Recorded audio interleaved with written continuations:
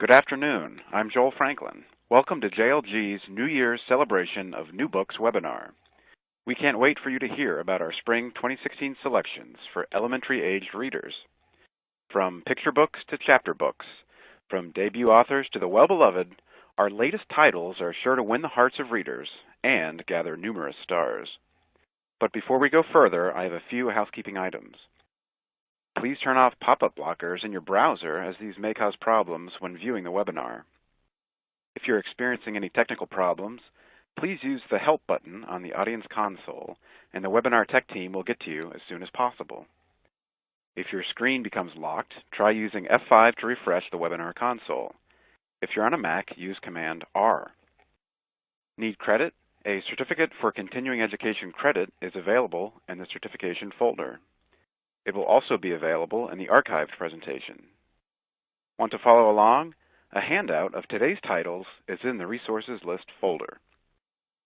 If you have any questions or comments, send those in at any time via the red Q&A box. And please join the conversation on Twitter. You can tweet us at JRLibraryGuild and use the hashtag JLGWebinars. Today, Deborah and Leslie will share the books they are especially looking forward to in our spring season. So let's listen as they chat about their favorites. Well, today we've chosen a few books that we think you'll be especially excited about because we're excited about them too. So let's jump right in there and talk about picture books first. Rules are meant to be followed. Ian would always say it because he meant it. He's just like me. Jenny, his sister, had no intention of following the rules. Was she just like me? Just like you. No. To her, rules were meant to be broken. So when Jenny broke the first 3 rules of the house, she could have cared less. After all, it wasn't even their house. So Jenny broke the last rule, the rule that said, don't ever open the red door. Let me guess. She opened the red door. She opened the red door, and nothing happened until later that night. Dun, dun, dun. Dun, dun, dun. Mac Barnett and Matt Myers from Battle Bunny are back for Rules of the House. Oh, and anything but ordinary Addie, the true story of Adelaide Herman, Queen of Magic. This is by Mara Rockwoff and illustrations done by Jacopo Bruno. So Addie was a young girl that craved adventure. She wanted to astonish, shock, and dazzle. Addie got her wish after answering an ad for young ladies who wanted to learn how to dance. But she realized very quickly that there were lots of young girls that could dance. So she began performing extraordinary tricks, pedaling around on stage on something called the Bone Crusher. And she dazzled audiences in London, Brussels, and Paris. And then as she was boarding a ship that was heading to America, she met a man. She fell in love. Yay for her. She asked that man to marry her. His name was Alexander Herman, and he was a magician. They married, but they had a marriage that was extraordinary. Together they performed for audiences all over the globe until Herman suddenly passed away. Addie knew the show must go on, because you know it always has to go on. She learned all of her husband's magic tricks, and but she knew she had to create a magic trick that was so shocking, so dazzling, so astonishing and thrilling and death-defying that the audiences would come to see her. She decided to incorporate a magic trick that scared the living daylights out of her. It was the catch a bullet trick. Isn't that scary? It is so scary. Yeah. So Addie stood before a firing squad holding a fragile china plate. Ready, aim, fire! And Addie Herman was standing with smoking bullets on this china plate. Audiences were so dazzled, so astonished, so intrigued by her magic trick that she continued the magic show for another 30 years. Wow. Crazy. That's amazing.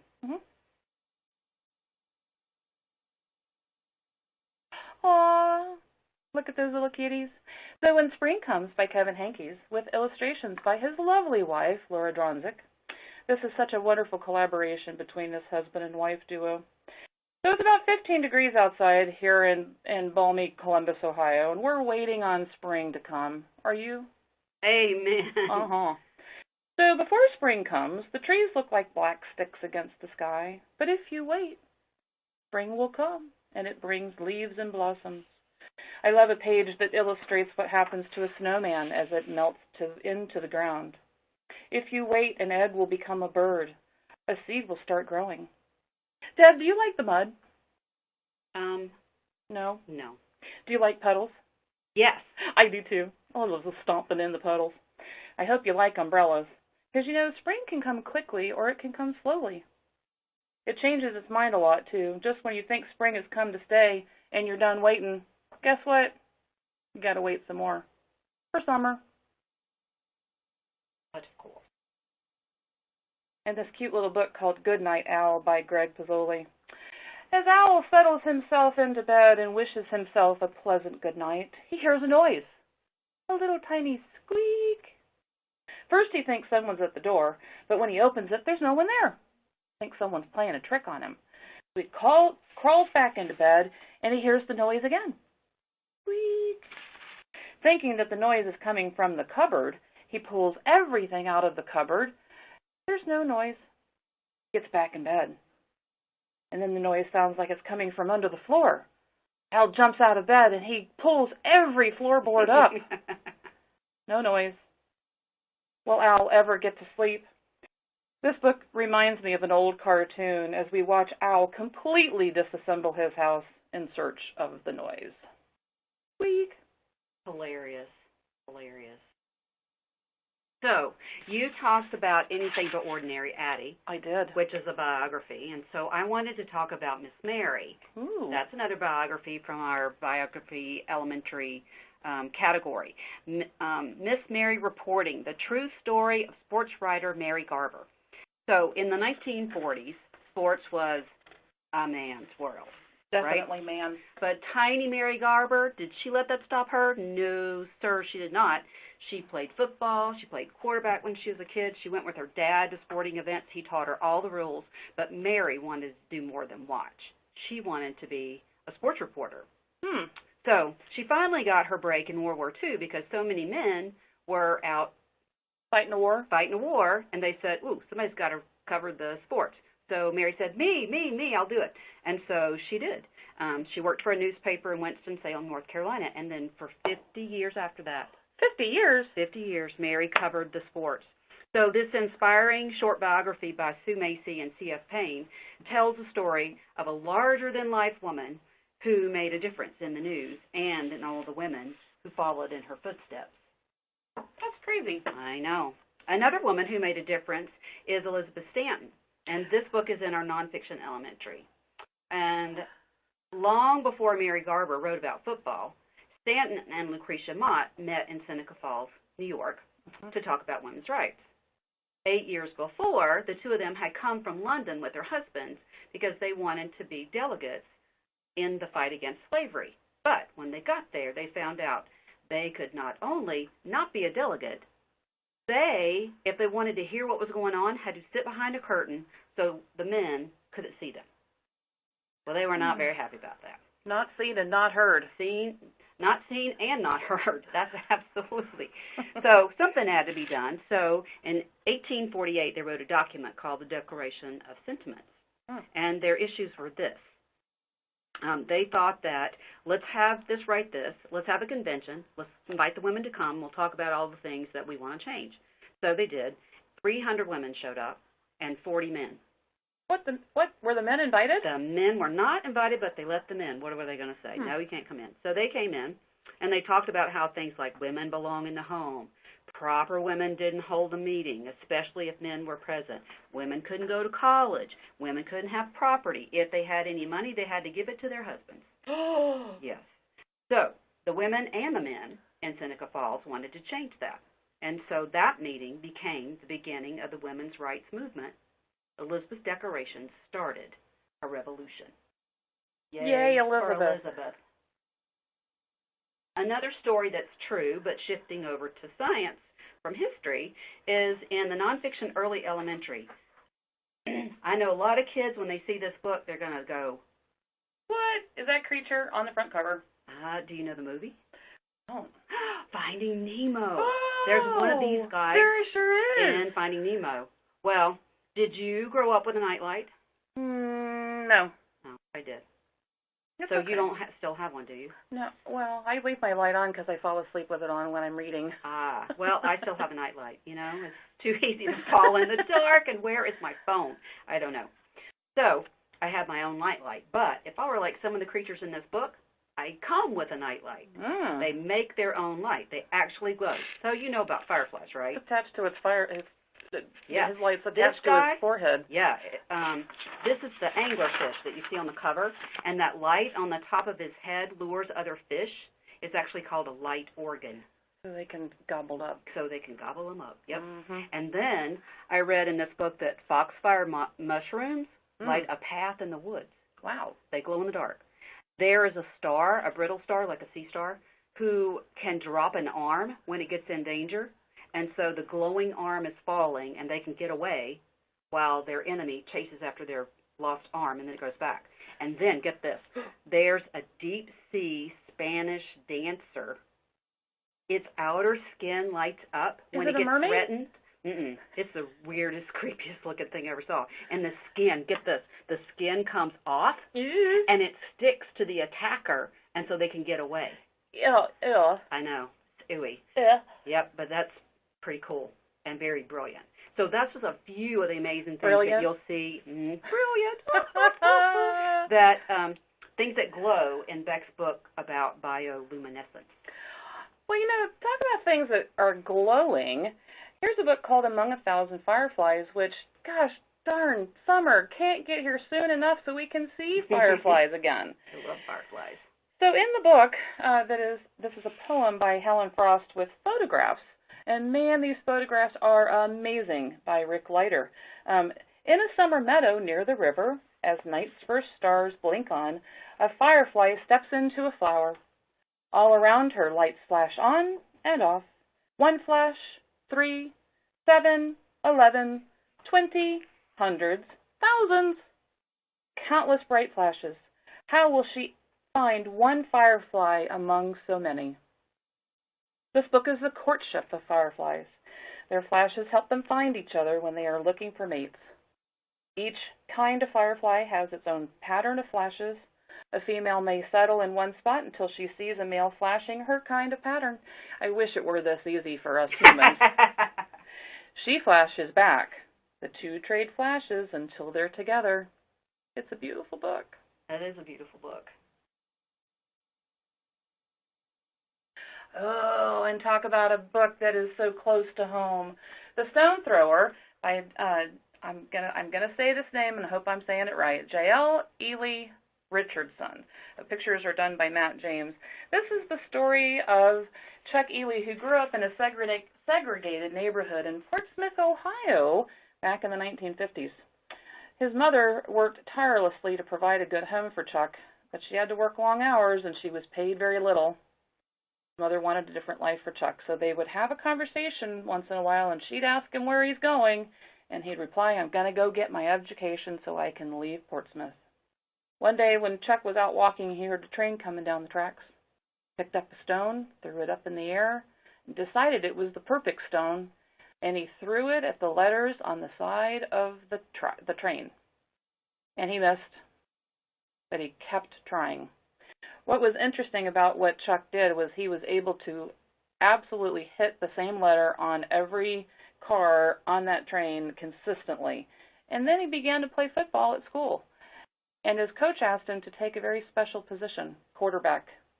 Ooh, that's an important one. It is. Unfortunately for Chuck, he was the wrong race. And so his coach believed in him and his teammates believed in him, but every team that they met against were not kind to Chuck. But he persevered, and he won every game that he quarterbacked in high school. Yay for him. I know. And he was offered a scholarship to the University of Miami in Ohio, and he turned it down because he was offered third-string quarterback. Then University of Toledo offered him the first-string quarterback role, and he took it. And he won every single game he quarterbacked for the University of Toledo. Unfortunately, in the NFL back in the 70s, blacks were not offered the quarterback position, and they were not believed to were able to hold that position. So he ended up not ever playing in the NFL. He went to the Canadian Football League, and in his very first year, he led his team to the championship and was named MVP and the Canadian Football League's Rookie of the Year. Yay for him again. Right? Yeah, he had a wonderful, successful career in the Canadian Football League. He is now retired, of course, and working as a financial assistant or financial manager guide, something like that. But this book is written by his daughter, who is an educator and an author in Canada. Now, this is her first children's book. Pretty awesome. It is. And all these books that we're talking about are in our brand new, yay, spring 2016 live binder. So resources. There's all kinds of resources. There's an interview with her in the live binder. There's some footage of him playing football, a couple of interviews. So be sure you guys that are listening, you go and check that stuff out. So A Piece of Home by Jerry Watts with illustrations by, I'm going to mess her name up. You see it on the screen. So moving is hard. Starting over in a new place, at a new school, and a new home can be difficult. For Hee-Ju, it's more difficult because his father takes a professorship at a school in West Virginia, and they're moving all the way from Korea.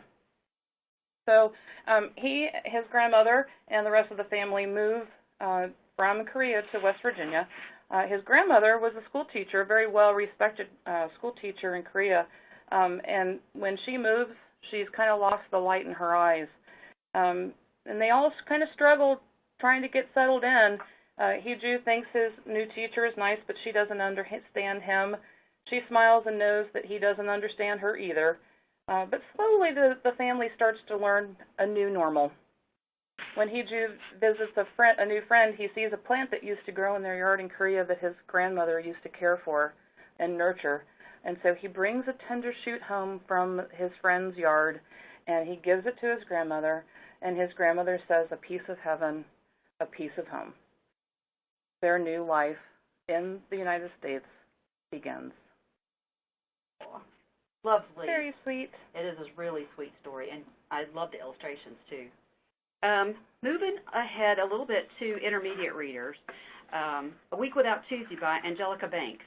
So this is a sequel to Finding Serendipity. Susie McGillicuddy is back, and in this story, the real world and imaginary world that writers create begin to collide. And suddenly writers are injured, and they're turning up in all kinds of odd places. And before Susie knows what's happening, she and her faithful sidekick Baxter go back to the library, where they learn that only she can stop the danger that the world is facing, but it could be at the risk of losing her own life. It's actually written by a team, Heather Rose and Danielle Wood, who are palsy-wowsies, and so they came up with that joint name. So Tuesday's fans and people who even haven't read the first book, I think, will really love this fast-paced story that's full of adventure and hope and people coming together and surprises. Do you need to read the first one before you get to the second one? I don't think so. Standalone? I think that's one of the things I love about what we do is Susan and those guys up in New York, they really try to choose books that stand on their own, even if they're a sequel. Yeah. And today's writers are so good about slipping the backstory in without feeling like, just put on the dress and go to the party, you know? Yeah. So you get the gist of some of the first book, or if you're like me, you read so fast sometimes you forget what happened in the first book. Yeah. So, but they'll do great. Catherine Marsh, The Door by the Staircase. I saw the cover of this and I went, ooh, I'm having this book. I picked this. It's in our mystery adventure category, and do you remember last year Baba Yaga's Assistant was a graphic novel? Yeah. It was on the notable list, and then The Egg and the Spoon. Baba Yaga seems to be in a lot of stories lately. It is.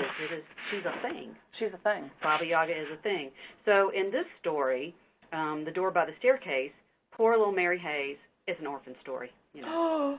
Poor little Mary Hayes is an orphan. She's in an orphanage. She's in a terrible orphanage, but she is oddly taken out of clear blue sky by this woman named Madame Z, and she's going to be her ward. She's going to help her a little bit in the house, but not very much. It almost seems like she's a guest, and she keeps thinking, "What? I'm not working. I'm supposed to be working. I'm just hanging out, doing my own thing. It's kind of weird." Well, the town they go through is full of magic. There's a mermaid, there's a magician, there are fortune tellers, and as it turns out, Madame Z has magic of her own and a big old secret to boot. Uh-oh. Then there's the door by the staircase. She's not allowed to be in there, so she knows there's a secret behind that door. She's not a Leslie. She doesn't break the rules, does she? Exactly. She's got to get in that door. And so she and her new friend Jacob decide to unlock the mystery and get in that door. But the problem is it puts them in more danger than they ever expected. And even Baba Yaga has more secrets than she would ever divulge. Oh, wow. Hard to put down. Do your homework before you start. Do your homework? Do your homework. Do your homework. I'm going to do my homework. When Mischief Came to Town by Katrina Nanstad. This is such a sweet little book, and the cover is kind of sweet, don't you think? I love it. I love all the stuff on the front cover. So Inga Marie arrives on the island of Bornholm, Denmark, to live with a grandmother she's never met before. And I have to say that this is set in 1911, so there were some things that kind of took us back a little bit, and we had to kind of understand that there were some things that were happening in 1911 that not everyone will be familiar with. But everyone she runs into, adult-wise, on the island, they're all very stern, including her grandmother, and they believe that children are to be seen and not heard, kind of like Liz Stanton. Yep. Inga Marie tries very hard to be good in order to win her grandmother's love, and that's very slow coming, the grandmother's love. But no matter how hard she tries, Mischief just seems to follow her around. I think her name should be Leslie. Anyway, there are so many touching moments in this book that will have the readers laughing. There are a couple places where I absolutely chuckled out loud when a hungry goat ate half of her head of hair off. Ate her hair right at the very beginning. Oh, yeah, that was pretty bad. That was pretty bad. But I absolutely loved the part where, and I didn't love the fact that she accidentally killed a turkey named Henry, but they took the turkey inside, and grandmother was very upset, but she hugged Inga Marie and told her that she was not a naughty girl, and that just Mischief just seemed to follow her. And in the middle of the night, that turkey Henry woke right up and started gobbling when they were asleep, and grandmother and Inga Marie had a moment at that time. They were laughing so hard that there were tears rolling down their face, and I will say that I was laughing just about that hard as well. There are moments of great laughter. There are moments that you'll need the Kleenex box as well. That's absolutely the truth. Loved it. Oh boy. On a whole nother note, here is a new book by Margaret Peterson Haddix. This book is going to be part of a duology, which is a little departure for Margaret, who normally writes 7 or 8 books in a series. This is just a duology, so there'll be 2. So Erin and Nick's mom breaks the news that she's planning to get remarried. And as they're trying to get their heads wrapped around that and thinking aloud, they say, well, Michael doesn't have any kids, so we won't have stepbrothers or stepsisters. And their mother says, well, that's not entirely true. He does have a daughter and a son, but she promises Nick and Erin that they will never have to meet those 2 kids. So their mom informs them that their life isn't going to change too terribly much. They're going to have to move. But as they think about and their lives start to change as the move occurs and they get used to Michael being part of their lives, they are very curious about why they don't ever get to meet his kids. And so they start on a quest, and that quest may have devastating consequences.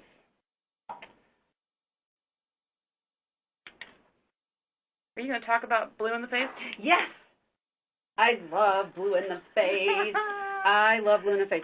Okay, so it's Jerry Swallow, otherwise known as Cuthbert Soup. I know that name. I know. A whole nother story. I got in so much trouble at Clark County one time because I was reading that book in the back during a meeting, and I started snort laughing. Well, they were having their business meeting, so I had to put it up. But who doesn't love a nursery rhyme? And what kid wouldn't want to see a spoiled brat get her comeuppance? That's exactly what happens in Jerry Swallow's new book. It's the story of Elspeth Puel. That's, holy mackerel, that's a name, isn't it? Yes. Well, she's a spoiled brat who winds up in the land of nursery rhymes. And the only way to get home again is kind of like a Dorothy thing, you know. There's no place like home and all that, the Wizard of Oz. Does she have silver red slippers that she has to click? Nope, she does not. No? She's going to have to rely on somebody besides herself, which is going to be a whole different thing for her. The only way she can get home is to save the kingdom. From the evil old King Cruel. Not old King Cole, but old King Cruel. The hilarious fractured story begs to be read aloud. Fans of Lemony Snicket and Pseudonymous Bosch and Cuthbert Soup rejoice. This book's for you. Nice. Yeah. And the key to extraordinary, you know Natalie Lloyd, I love that girl to pieces and bits. And so when she told me she had a new book coming, I was so excited. And so I'm pleased to share the beginning of the key to extraordinary. It is a known fact that the most extraordinary moments in a person's life come disguised as ordinary days. It is a known fact for me, at least, because that morning started out mostly the same as all mornings before. I woke up to an ache in my chest, the smell of chocolate, and the sound of the ghost making a racket in the kitchen. A ghost? Now, I'm not the sort to dwell on doom and sorrow. Life is too short for that. But I should at least try to describe the ache briefly. It's not the kind that comes from eating tacos too late at night. It's the kind that comes from being left behind. Oh, no. I think my heart knows I should be filling it with new memories, new jokes, and wondrous adventures with the one person I loved most of all. That person is gone now. Oh, no. And so my heart has a giant hole in it. I call it the Big Empty.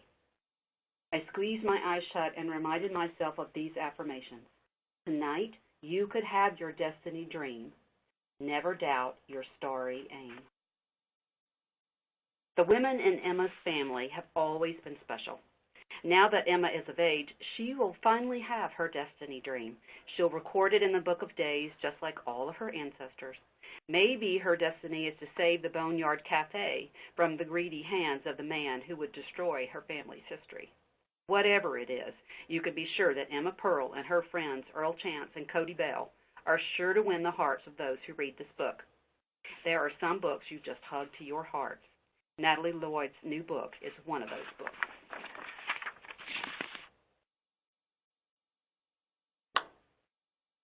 Well, talk about a book that you hold close to your heart. This book, The Night Gardener, is a picture book by the Fan Brothers, who I am not familiar with. It's my first encounter with the Fan Brothers. This story begins with William, a boy that lives in an orphanage on Grimlock Lane. He looks out of his window to find a commotion out in the street.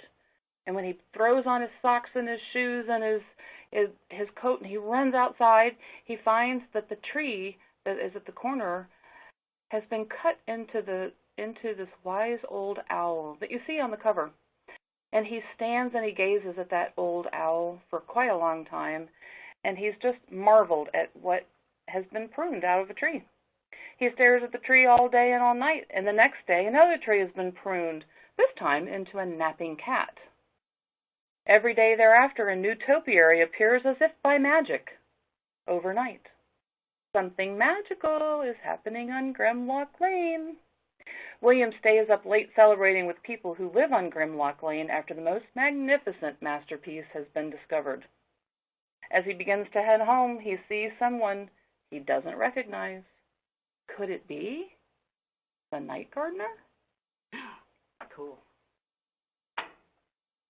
This sweet book called Manatee Rescue by Nicola Davies is a book about a girl and her father who go out fishing one day, and it's set in a tiny Amazonian fishing village.